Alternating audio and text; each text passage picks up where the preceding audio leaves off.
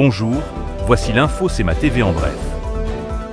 Afin de faciliter la vie des citoyennes, des citoyens et des entreprises qui ont été touchés par l'interruption des services de Poste Canada, Revenu Québec fera preuve de souplesse et les accompagnera dans l'accomplissement de leurs obligations fiscales pour éviter qu'ils ne soient pénalisés indûment par la situation. En effet, en raison des circonstances exceptionnelles et indépendantes de leur volonté occasionnées par le conflit de travail à Poste Canada, certaines personnes pourraient se retrouver dans l'incapacité de respecter leurs obligations fiscales dans les délais habituels. Ces personnes pourront, au besoin, communiquer avec les services à la clientèle de Revenu Québec pour connaître la meilleure marche à suivre pour leur dossier. Revenu Québec procédera à une analyse au cas par cas et donnera suite à chaque dossier selon ses particularités. En raison d'une récolte de sirop d'érable exceptionnelle au printemps dernier, les producteurs et productrices acéricoles de la Côte-du-Sud offrent plus de 3 000 $ en sirop d'érable aux organismes d'aide alimentaire de leur région.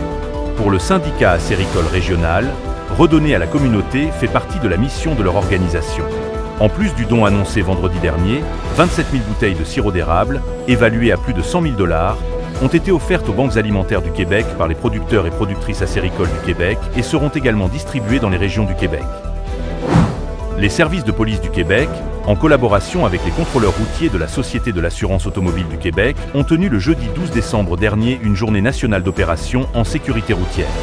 En cohérence avec l'opération nationale concertée alcool-drogue, cette journée visait particulièrement la sensibilisation à la capacité de conduire affaiblie.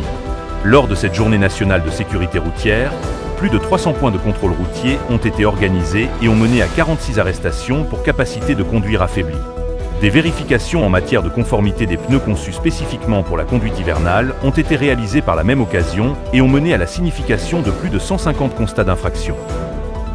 Au sport, dans la Ligue de hockey junior 3A, la formation sud-côtoise se déplaçait à Longueuil pour entamer sa dernière fin de semaine d'action en 2024.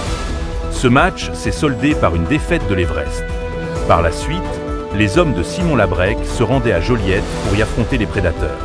Une fuite majeure a forcé l'évacuation de l'aréna et cette partie devra donc être reportée en février prochain. Pour plus d'informations, visitez le cematv.ca ou suivez le fil Twitter X de CEMA TV.